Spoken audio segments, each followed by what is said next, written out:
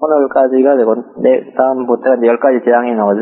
10가지 재앙이 이제 시작됩니다. 7장 8절 14절. 주께서 모세와 아론에게 말씀하여 이르시되, 파라오가 너희에게 말하여 이르기를, 너희를 위하여 기적을 보이라 하거든, 너는 아론에게 이르기를, 내 막대기를 가져다가 파라오한테 던지라 하라.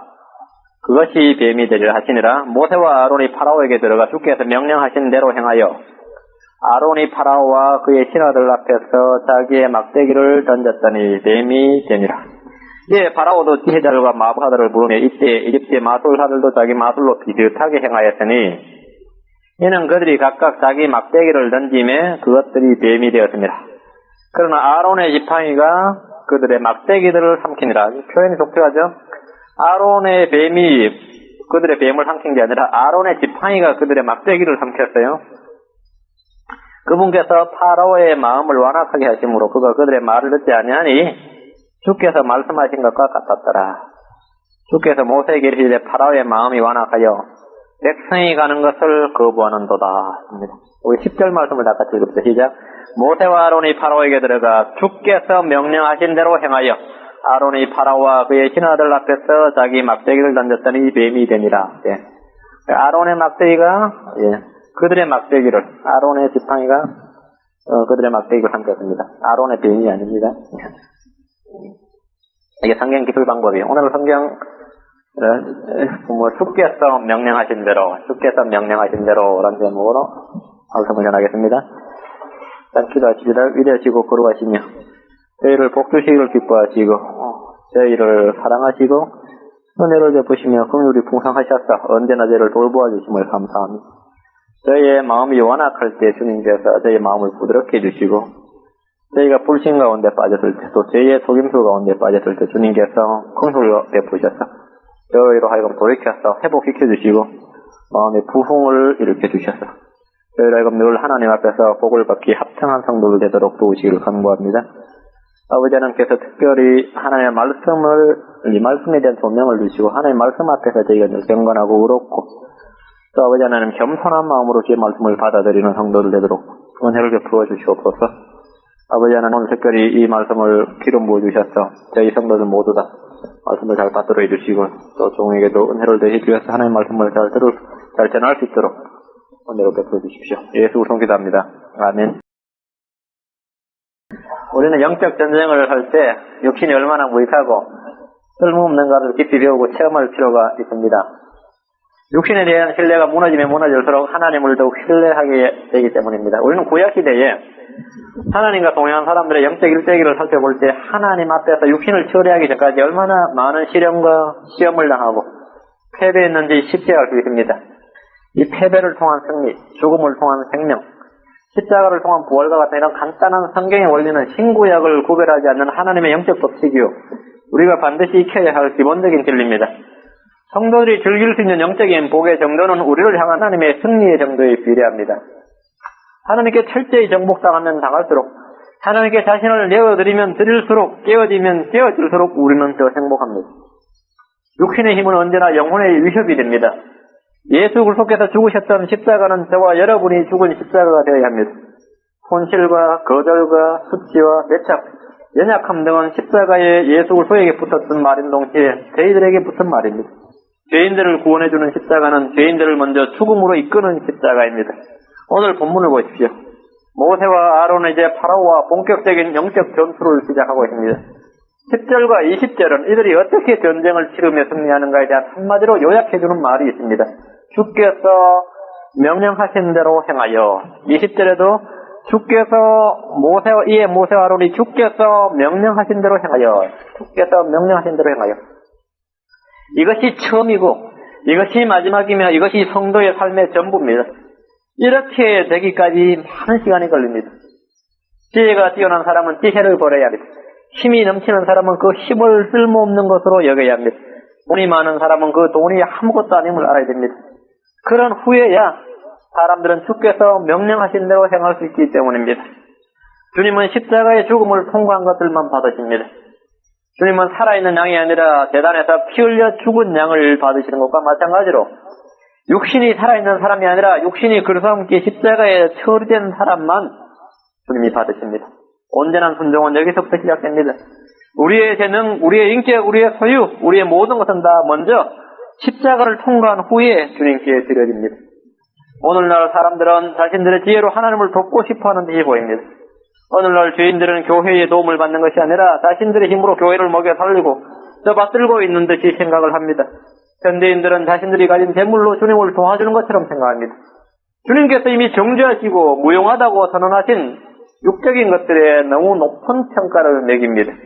오늘날 강단에서 흔히 행해지는 설교 가운데 하나는 하나님께서 모세의 학문과 지혜를 주님이 충분히 사용하셨다고 하는 겁니다. 그렇지 않습니다. 이집트에서 배운 모세의 학문과 지혜가 쓸모가 없어졌을 때 주님은 모세를 사용하셨습니다. 흔히 강단에서 주님은 사도 바울의 학문과 지혜를 높이 사용하셨다고 이렇게 설교를 합니다. 그렇지 않습니다. 사도 바울은 자신이 배운 학문과 지혜를 손실로 여기고 똥으로 여겼을 때 주님은 그들을 들어 사용하셨습니다. 우리는 우리 자신과 우리 자신이 가진 모든 것들을 십자가에 처리함으로써 그것들을 다시 사용할 수 있게 됩니다. 그래서 주님이 우리가 배운 거 다 쓸모없다고 그런 게 아닙니다. 그것을 다 죽음에 처리한 다음에 십자가에 이것을 통과시킨 다음에 그것을 재사용하신다. 8절에서 10절 말씀을 보시기 바랍니다. 주께서 모세와 아론에게 말씀하여 이르시되 파라오가 너에게 말하여 이르기를 너희를 위해 기적을 보이라 하거든 너는 아론에게 이르기를 내 막대기를 가져다가 파라오 앞에 던지라 하라. 그것이 뱀이 되리라 하시니라. 모세와 아론이 파라오에게 들어가 주께서 명령하신 대로 행하여 아론이 파라오와 그의 친아들 앞에서 자기의 막대기를 던졌더니 뱀이 되니라. 주님은 모세와 아론이 해야 할 일을 빈틈없이 알려주셨습니다. 주의 말씀을 듣기를 거부한 파라오는 기적을 행해보라고 제안했습니다. 주님이 주신 첫 번째 터득은 모세의 손에 든 막대기를 뱀이 되게 하는 것이었습니다. 이집트의 파라오는 뱀신을 숭배했습니다. 이집트의 파라오는 뱀신을 숭배했습니다. 파라오의 머리 위에 그 왕관에는 항상 뱀의 문양이 이렇게 새겨져 있습니다. 여러분 사진이나 그림으로 자주 보시죠. 지금도 파라오의 금관 보면은 코브라 같이 한 마리가 딱 이렇게 이런 모양으로 새겨져 있습니다. 이 모세의 손에 든 지팡이가 뱀이 된다는 것은 모세가 뱀을 마음대로 잡고 흔들 수 있다는 사실을 암시하는 것이었습니다. 파라오와 이집트가 숭배하는 뱀이 실상 모세에게는 손에 든 지팡이에 불과하다는 것입니다. 전능하신 하나님은 모세를 통해 뱀을 짓밟을 수도 있고 마음대로 요리할 수 있음을 보여주신 것입니다. 뱀을 막대기를 집어던지니까 뱀이 됐단 말이에요. 파라오 앞에서. 모세의 지팡이, 이집트가 숭배하는 뱀은 모세한테 지팡이 정도에 불과한 겁니다. 그죠? 주님은 우리에게 뱀과 전갈을 밟을 수 있는 능력을 주셨습니다. 누가복음 10장 19절에 보라 내가 너희에게 뱀과 전갈을 밟으며 원수의 모든 능력을 제압할 권능을 주노니 어떤 방법으로든지 너희를 해칠 것이 전혀 없으리라. 생각을 해보십시오. 파라오가 두려워하고 섬기는 뱀을 모세는 손에 들고 지팡이로 삼고 있습니다. 하나님은 마귀를 언제나 충분히 제압하시고 자신의 뜻대로 사용하실 수 있습니다.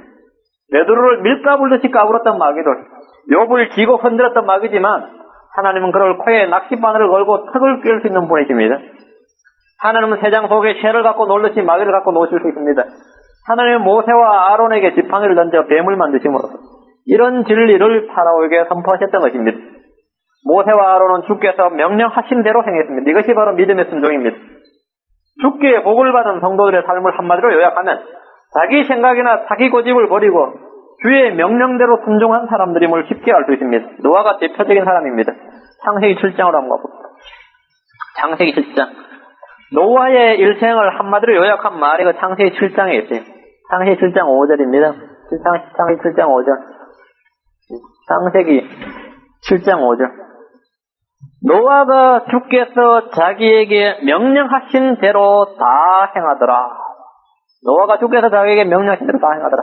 앞으로 여기서 6장 22절. 노아가 그와 같이 하여 하나님께서 자기에게 명령하신 대로 다 행하였더라. 명령하신 대로 다 행했습니다.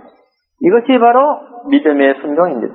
방주를 만드는 일이나 파라오 앞에서 지팡이를 던지는 일이나 예수님의 말씀대로 잔치집의 빈 통에다가 물 항아리에다가 물을 갖다 붓는 일이나 명령하신 대로 행하는 사람들은 모두 하나님의 권능과 능력을 맛보고 동참하는 은혜의 동참자가 됩니다.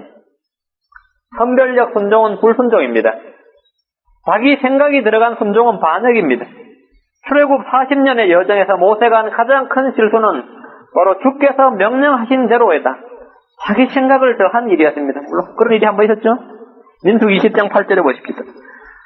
주께서 명령하신 대로 다 행하였더라 이래 되어야 되는데 그렇지 않는 일이 한번 발생했습니다. 민수기 20장 8절 말년에 그것도 아주 말년에 민수기 20장 8절 민수기 20장 8절 보자. 너는 막대기를 주께서 모세에게 말씀하여 이르시되 너는 막대기를 가지고 내 형 아론과 함께 지폐를 함께 모으고 너희는 그들 앞에서 반석에게 말하라. 그리하면 그것이 자기 물을 내리니 너는 그 반석에서 나오는 물을 그들에게 주고 회중과 그들의 짐승으로 하여금 마시게 할지니라. 너희는 그들 앞에서 반석에게 말하라 이랬습니다. 11절 보십시오. 손을 들어 그 막대기로 반석을 2번 치매 물이 많이 솟아나오므로 회중과 그들의 짐승이 마시니라. 어떻습니까? 명령하신 대로 다 행하더라 했는데 여기가 뭐가 됐습니까? 명령하신 대로 더하기 자기 생각대로 자기가 생각한 대로 이렇게 생각했습니다. 그죠? 불순종입니다. 이건 반역이에요. 이건 주님의 영광을 가리는 일이었고 주님의 그 아주 무서운 그 진노와 심판을 받는 그런 일이었습니다. 이것은 주님이 명령한 대로 순종한 것이 아닙니다. 사울왕이 왜 망했습니까? 그는 선별적으로 순종한 대표적인 인물입니다.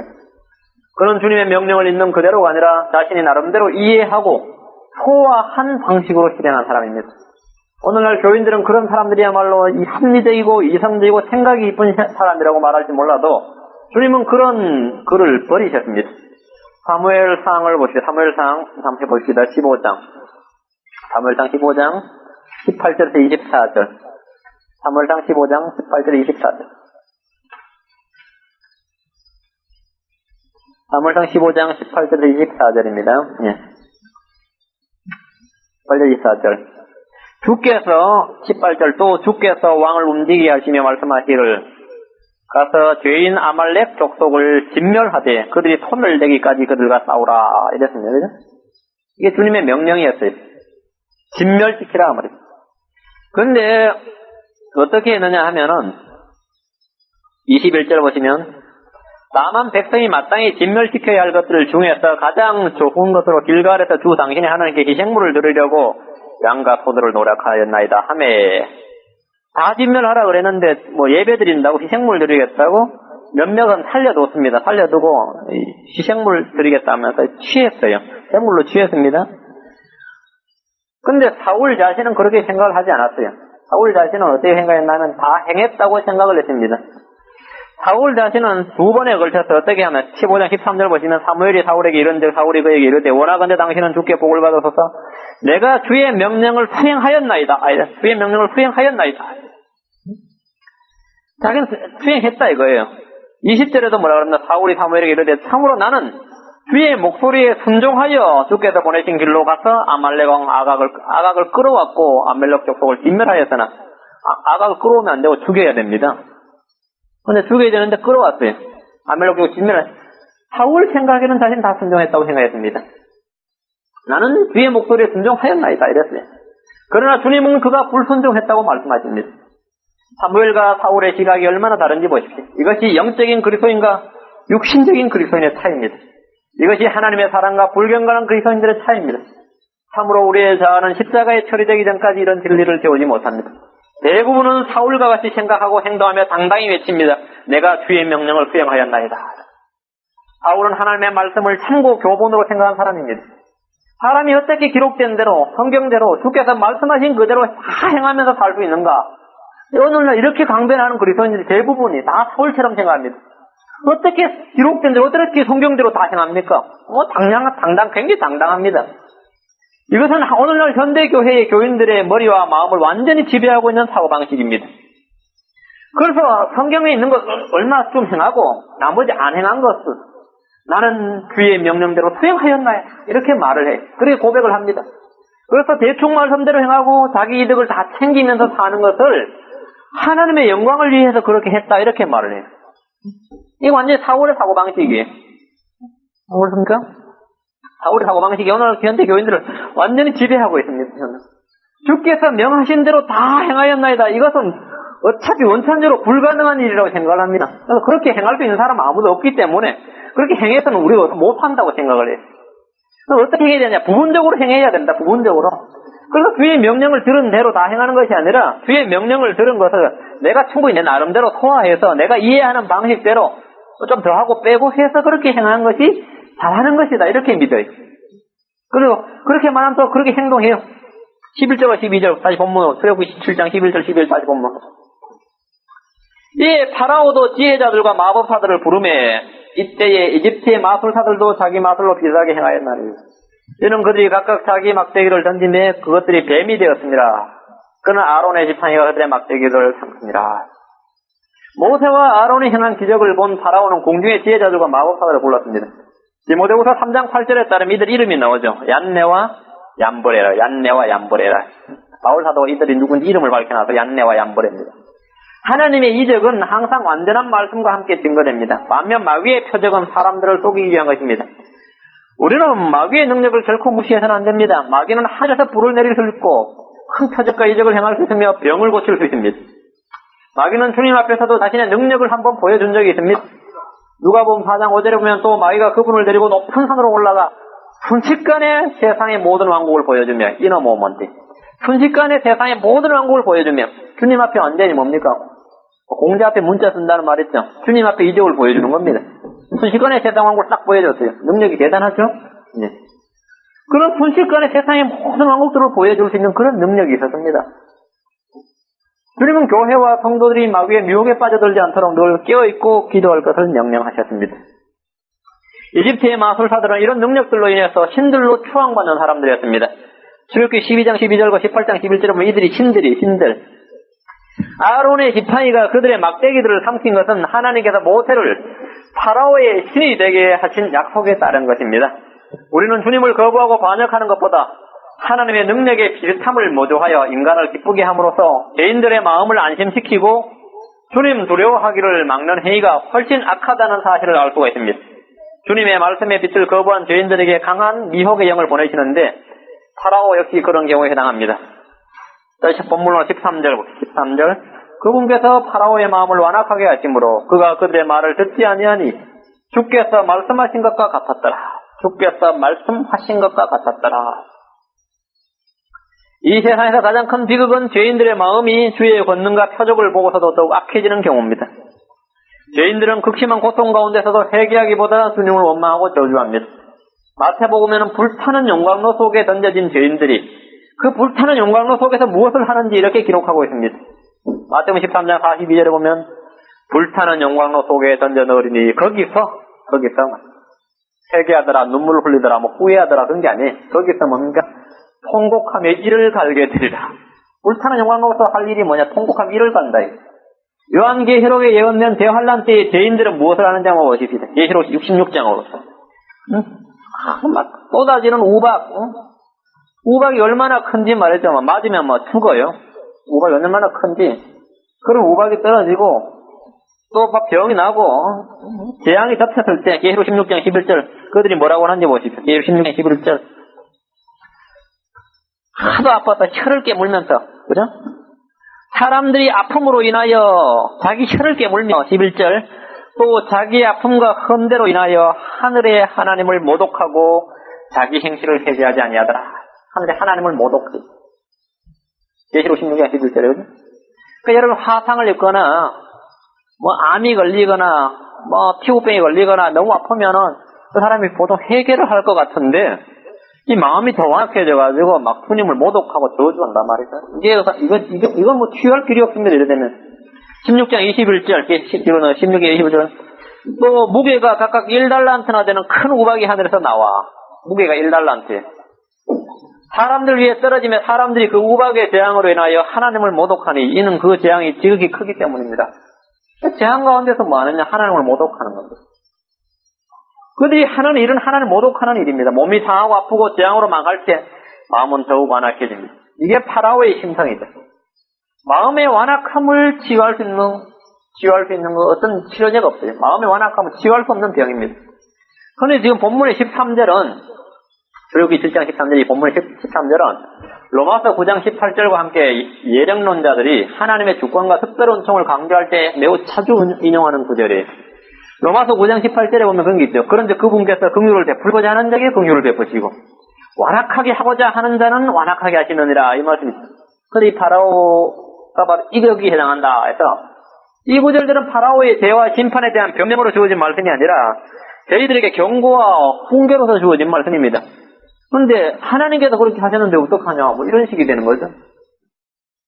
주님이 파라오의 마음을 완악하게 하시기 전에 파라오가 자신의 마음을 완악하게 함으로써 주님의 진노를 쌓아 올린 겁니다. 이걸 이해를 정확하게 하셔야 돼요. 로마서 2장 5절을 보십니다. 까딱 잘못하면 이제 예정론에 걸려들고 이런 구절 갖다 댈 때 또 할 말이 없어져가지고 이게 뭐 어안이 벙벙해가지고 그게 아닌 것 같긴 한데 좀 또 이상하고 뭐 그런 성도도 있습니다. 오늘 로마서 2장 5절에 예. 일단 파라오 같은 경우는 2장 4절이 되었어요. 혹은 하나님의 선하심이 너를 인도하여 회개하게 함을 알지 못한 채 내가 그분의 선하심과 관대하심과 오래 참으심의 풍성함을 멸시하느냐? 멸시했죠. 두 차례 멸시를 했습니다. 다만 5절 이거죠 바로 다만 내가 내 완악함과 뉘우치지 아니하는 마음에 따라 진노의 날 곧 하나님의 의로운 심판이 나타나는 그날에 닥칠 진노를 내게 쌓아 올리는도다.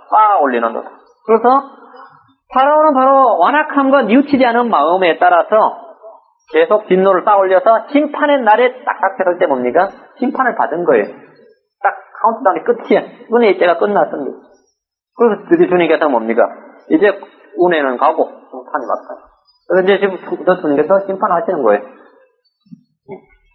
주님은 파라오의 완악함과 뉘우치지 않는 마음에 따라 심판하셨던 것처럼 지금 이 시대도 마찬가지다. 누구라도 복음을 거부하고 마음을 완악하게 한다면 진노의 날, 주님의 심판의 날에 뭡니까? 우리가 다 휴거되고 나면 그 이상의 진노의 날, 심판의 날 닥치지 않습니까? 그때 주의 진노를 뭡니까? 받는 거예요. 심판을 받는 겁니다. 우리의 마음은 죄의 속임수로 인해서 완악해질 수 있습니다. 히브리서 3장 13절을 보십시오. 그래서 우리는 성도들 간의 말씀을 통한 영적 교제가 필요합니다. 어떻게 하면 이 완악함을 피해야 되는데, 이런 완악함을 피해야 되잖아요?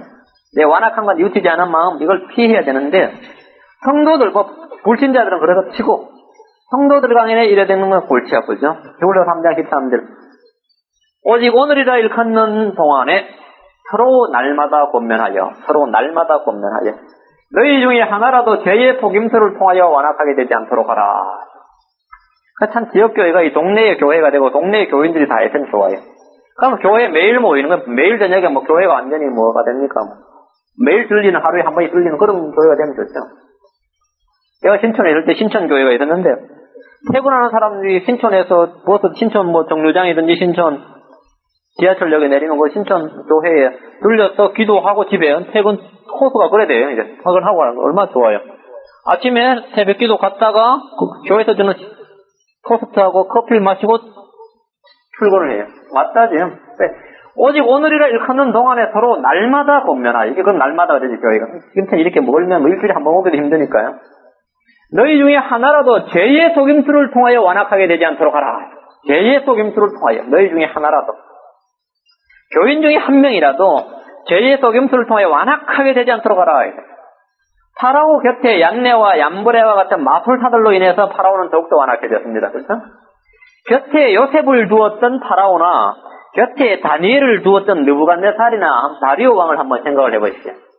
우리는 누구와 교제하는가, 누가 곁에 있는가, 누구와 날마다 대화하는가에 따라 우리의 마음도 믿음도 크게 영향을 받을 수밖에 없습니다.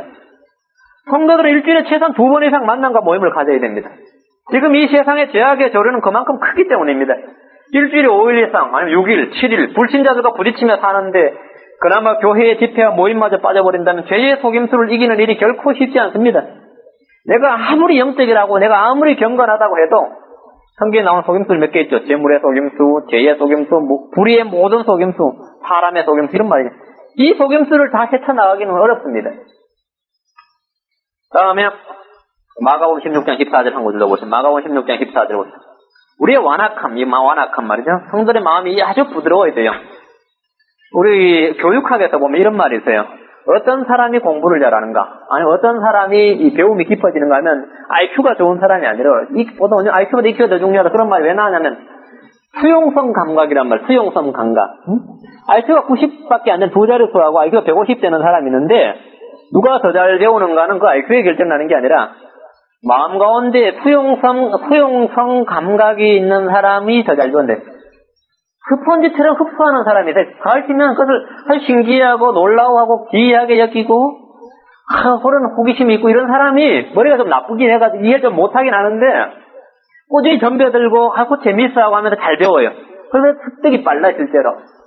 근데 머리가 좋은데, 그거 뭐 별거 아니네. 이러면서 이 마음이 딱딱하면 수용성 감각이 없는 사람은 못 배웁니다. 이걸 성경적으로 말하면, 우리가 이 하나님의 말씀, 이제 이 성령의 언어로 말하면 어떻게 되냐면, 한마디로 완악하지 않는 인간이 잘 배운다, 이 말. 완악하다는 말이 마음에 하얼드니, 딱딱하다는 말이죠. 마가복음 16장 14절을 봅시다. 16장 14절. 예, 마가복음, 예. 이 부활을 했는데, 주님께서 부활을 했는데, 부활의 증인들이 여러 명 나타났어요. 근데 제자들 14절. 그 뒤에 11제자가 음식 앞에 앉았을 때에, 빼는 거 보니까 말이죠. 예수님께서 그들에게 나타나사 그들이 믿지 아니하는 것과 마음이 완악한 것을 꾸짖으시니, 이는 자기가 일어난 뒤에 자기를 본 자들의 말을 그들이 믿지 아니하였습니다. 믿지 않는 것도 꾸짖으시고, 뭡니까? 그들의 마음이 완악한 것을 꾸짖으셨다. 우리의 마음은 불신으로 완악해지는 겁니다. 파라오가 완악해진 것은 하나님의 말씀에 대한 불신 때문이었어요. 불신은 아무리 성품이 좋은 사람이라 할지라도 그 마음을 완악하게 만듭니다. 히브리서 기자 이렇게 고면합니다. 너희 마음을 완악하게 하지 말라. 너희 마음을 완악하게. 성경 3번 나오죠. 히브리서 3장 8절, 15절, 4장 7절 나오는데 너희 마음을 완악하게 하지 말라. 참 사람이 너무 좋아가 호인이라서 저 사람한테 전도하면은 그냥 받아들일 것 같아. 근데 딱 전도했는데 그렇게 완악한 사람 그럼 만나보셨어요? 술도 잘 사주고 대화도 잘 되고 하여튼 너무 호인이야. 누가 봐도 저 사람 호인이야. 근데 호인이라고 해서 마음이 완악하지 않는 게 아닙니다. 왜? 불신으로 마음이 완악해져. 그 문제에 관한 나는 누구 말도 귀해. 소경의 길, 고래 심줄 같다 그런 말 있죠. 그런 거 더 한 사람들이 많이 있어요. 근데 오히려 그렇게 깡패같고 거칠고 한데 막상 이 복음 해놓고 죄에 대해서 영혼에 대해서 이야기해보면 아주 쉽게 받아들이는 사람이 있어요. 오히려. 네, 그 마음이 훨씬 더 부드러운 사람이죠. 마음이 완악하면 배우지 못합니다.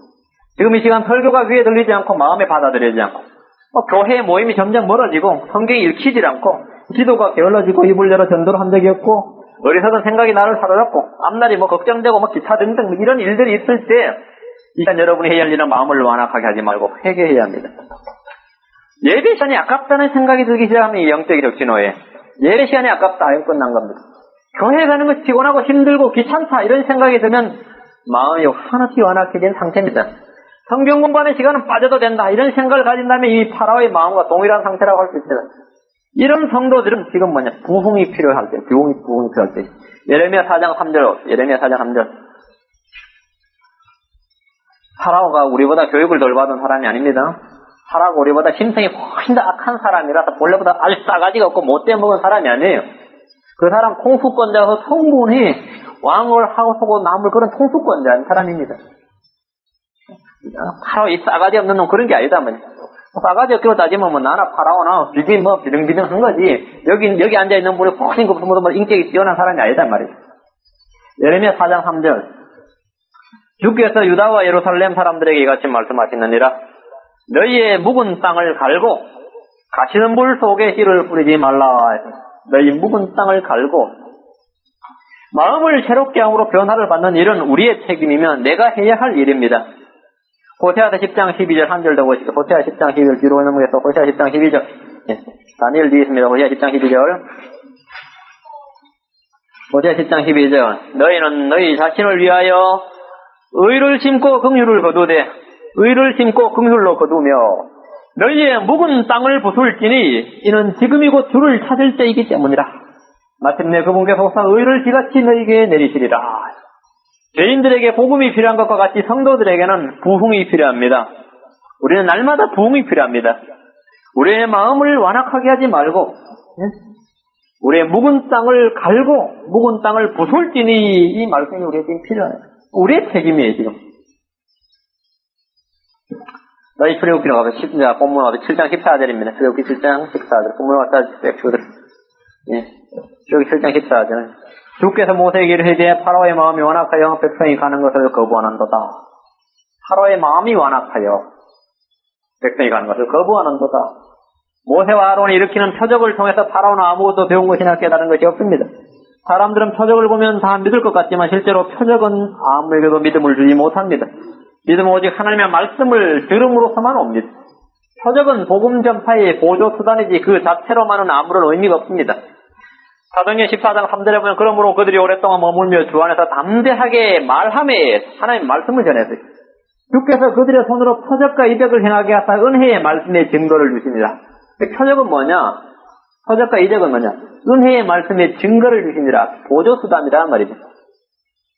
하나님은 파라오가 주의 말씀을 계속 거부하자 본격적으로 재앙의 심판을 내리셨어요.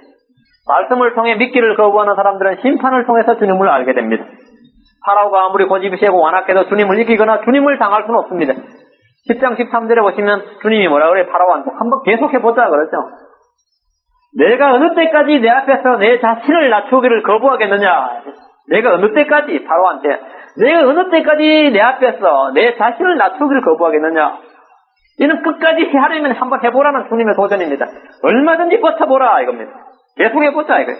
오늘날 그리스도인들 가운데도 이런 고집을 피우는 사람들이 간혹 있습니다. 주님께서 나의 기도를 들어주지 않으시면 다시는 교회를 안 간다느니, 다시는 성경을 안 본다느니, 다시는 기도를 안 한다느니 별소리를 다 해야 됩니다.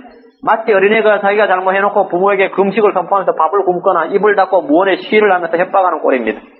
마음 약한 엄마들은 그런 꼼수를 알면서도 넘어가기도 하지만, 또 져주기도 하지만, 하나님은 완악한 성도들과 죄인들의 어떤 요구나 협박, 꼼수에도 넘어가지 않습니다. 하나님은 죄인들의 타협에 응하지 않으십니다. 주님은 순종을 원하시지 협상을 원하시지 않습니다. 갈라디아서 6장 7절에 속지 말라 하나님은 조롱을 받지 아니하시나니 이는 사람이 무엇을 심든지 그대로 거둘 것입니다. 어떤 완악한 죄인들은 금식을 하나님 앞에 도구로 사용하죠. 주님 뭐 안 해주시려면 굶겠습니다 하는데 하나님께서 끝까지 해보라 이거. 어느 때까지 내 자신을 낮추기를 거부하겠느냐. 마음을 높이고 하는 금식은 아무런 소용이 없습니다. 불순종에는 순종 외에 달리 대안이 없음을 알아야 됩니다. 순종 외에 달리 대안이 없어요. 순종을 대체할 수 있는 선행이나 의로운 행위는 없습니다.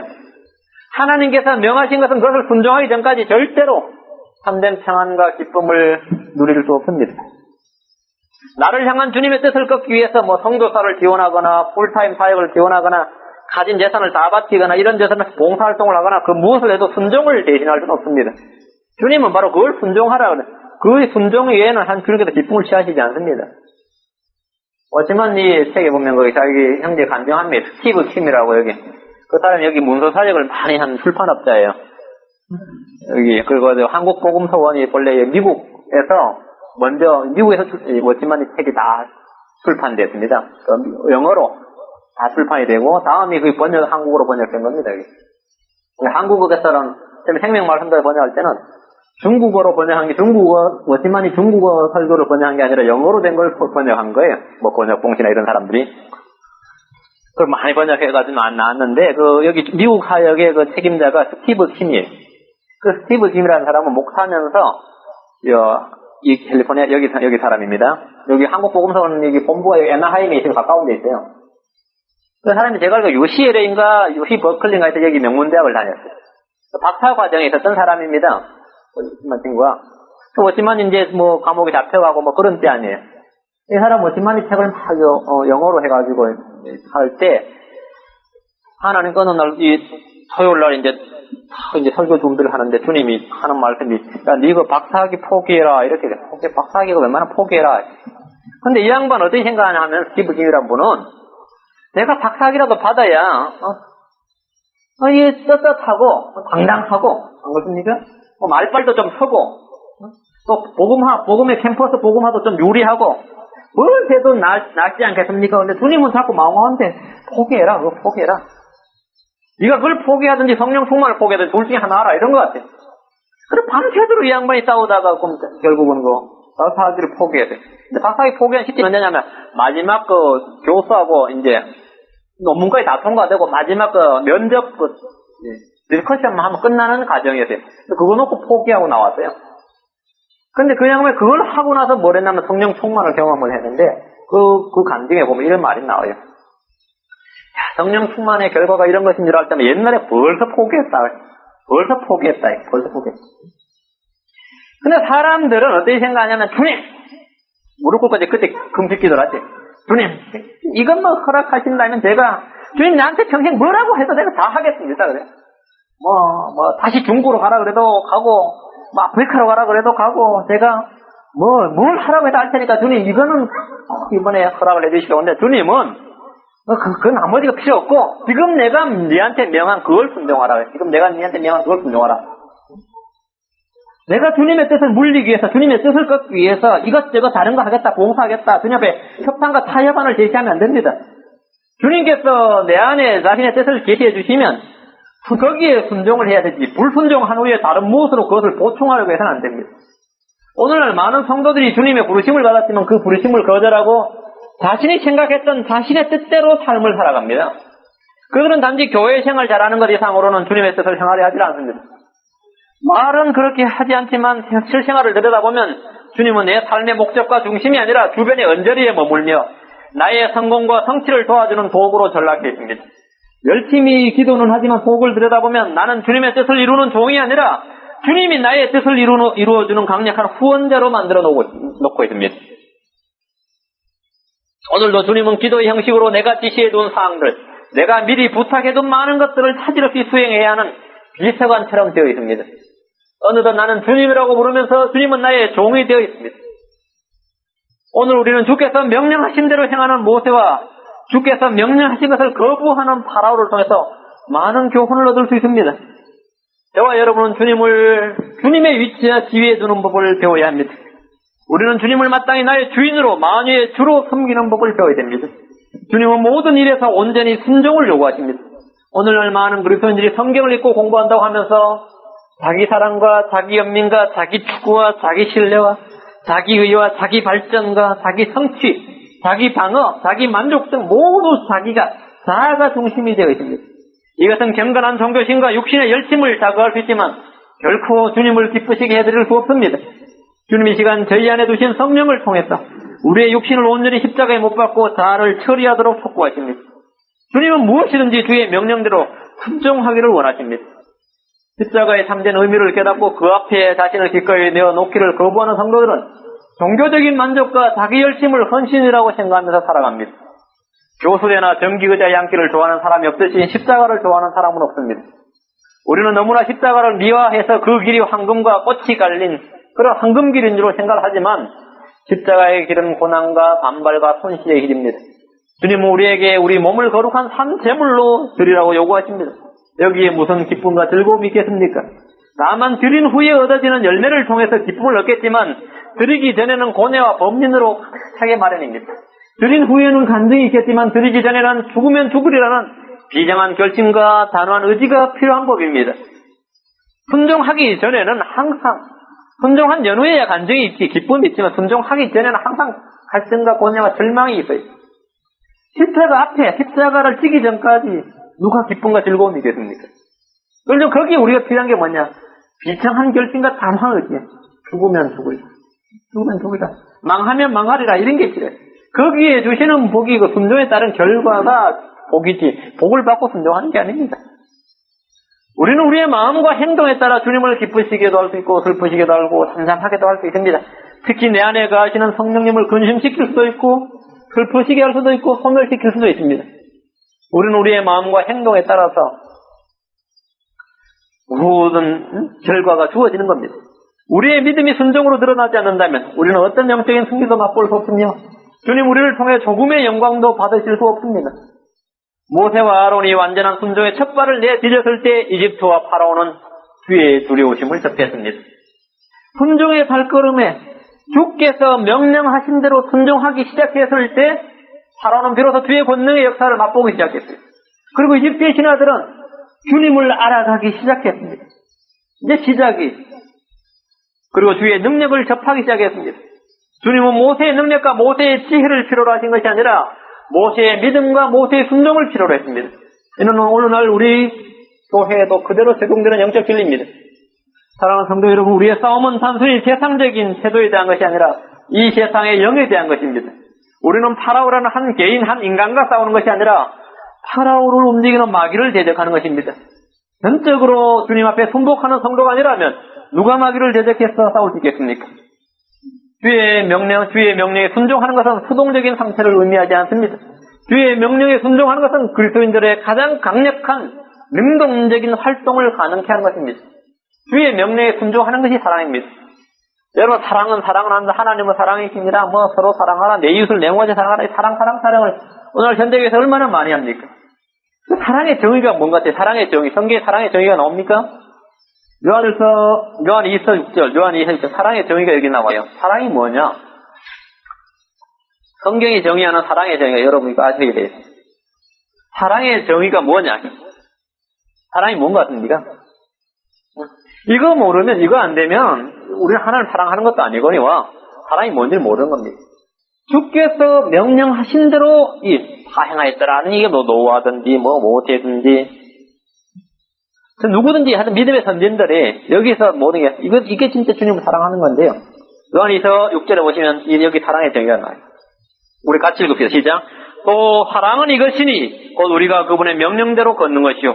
명령은 이것이니 곧 너희가 처음부터 들은 대로 그 안에서 걸으라 하는 것이야. 사랑은 이것이니. 이게 사랑의 정의. 사랑이 뭐냐? 사랑이 이것이다. 사랑은 뭐냐? 우리가 그분의 명령대로 걷는 것이요. 명령은 이것이니 곧 너희가 처음부터 들은 대로 걷는 것이다. 주께서 명령하신 대로 행하니라. 이것이 바로 성경이 정의하는 사랑입니다. 이것이 바로 사랑이에요. 우리가 오늘 이 시간 설교를 통해서 주께서 명령하신 대로 행하는 모세와 아론, 주의 명령에 거부한 완악한 파라오죠. 완악한 파라오. 이 말씀을 가지고 우리가 이 시간 잠깐 머리 숙여서 묵상하는 시간을 갖겠습니다. 우리가 전부 다 오늘 숙이시고 잠깐 기도하십시다. 우리 마음을 이 시간 한번 돌아보는 시간을 되기 바랍니다. 우리야말로 정말 이 부흥이 필요한 때입니다. 우리가 지금 부흥이 필요한 때. 지금 주님께서 우리에게 요구하시는 것이 뭐냐? 요구하시는 게 뭐냐? 너희 마음을 완악하게 하지 말라. 묵은 땅을 갈고, 묵은 땅을 부수고, 지금 현재 우리가 요구하는 것입니다. 우리가 주님을 사랑한다면 뭐냐? 주님의 명령대로 행하는 것이 바로 주님을 사랑하는 것입니다. 그런데 오늘 많은 사람들이 파라오의 정신 또는 사울의 정신을 가지고 있습니다. 사울의 정신을 가지고 있어요. 주께서 명령하신 대로 행하는 것이 아니라 주께서 명령하신 대로에다가 자기 생각대로 행하고 주께 명령하신 대로 행했다 이렇게 생각을 해요.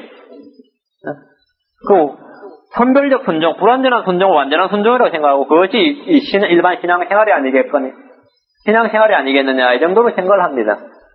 기준을 확 낮추고 있습니다. 육신이 십자가에 처리되기 전까지 우리 십자가의 자신을 내어놓기 전까지 우리가 주님 앞에 완전한 헌신을 하겠다. 내가 죽으면 죽으리라. 이런 십자가의 자신을 내어놓겠다. 이런 죽음에 처리하겠다는 그런 이 결심이 없이 그런 그 헌신의 결단이 없이 평안과 기쁨과 이 복을 누릴 수가 없습니다. 주님께 온전한 순종이 없이 적을 위협에 빠뜨릴 수가 없고 적에게 위협을 가할 수가 없어요. 하나님께서 모세를 보내셨지만 파라오는 모세를 전혀 두려워하지 않았습니다. 언제 두려워하느냐? 모세가 하나님께 완전히 주께서 명령하신 대로 행하기 시작할 때부터 파라오는 모세를 이제 하나님의 종으로 알아가고 하나님을 접하게 되는 겁니다. 그건 세상도 마찬가지입니다. 우리가 하나님의 명령에 완전히 순종할 때부터 우리가 주님께 전적 헌신될 때부터 우리를 통해서 역사하는 주님의 능력을 세상이 알아갑니다. 위대하시고 거룩하신 하나님 아버지, 저희를 사랑해 주셔서 감사합니다. 이 시간 하나님께서 저에게 말씀해 주신 이 말씀들을 저희가 늘 기억할 수 있도록 해주시고 저희가 주께서 명령하신 대로 행하는 성도들 되도록 은혜를 베풀어 주시옵소서. 저희 육신이 참으로 주의 명령을 가감하거나 혼잡하거나 아버지는 그것을 물타거나 또 기준을 확 낮추어서 사울처럼 행하는 또 파라오처럼 행하는 그런 성도들이 되지 않도록 해주시옵소서. 내가 주께서 명령하신 대로 행함으로써 바로 주님을 사랑하는 성도란 증거를 얻을 수 있도록 은혜를 베풀어 주시옵소서. 저희가 전적으로 저희 자신을 주님 앞에 드릴 때 이 세상이 저희를 통해서 역사하시는 주님의 권능과 능력을 맛보고 주님의 두려우심을 체험할 수 있도록 그렇게 은혜를 베풀어 주시옵소서. 아버지 하나님께서 참 저희 이 교회를 긍휼히 여기시고 은혜를 베풀어 주시고 부흥을 일으켜 주시옵소서. 완악한 마음을 참 주님께서 깨뜨리고 갈 수 있도록 또 아버지 하나님께 이 묵은 땅을 갈 수 있도록 이렇게 은혜위원회를 대해 주시길 간구합니다. 감사를 드리며 예수를 통해합니다. 아멘.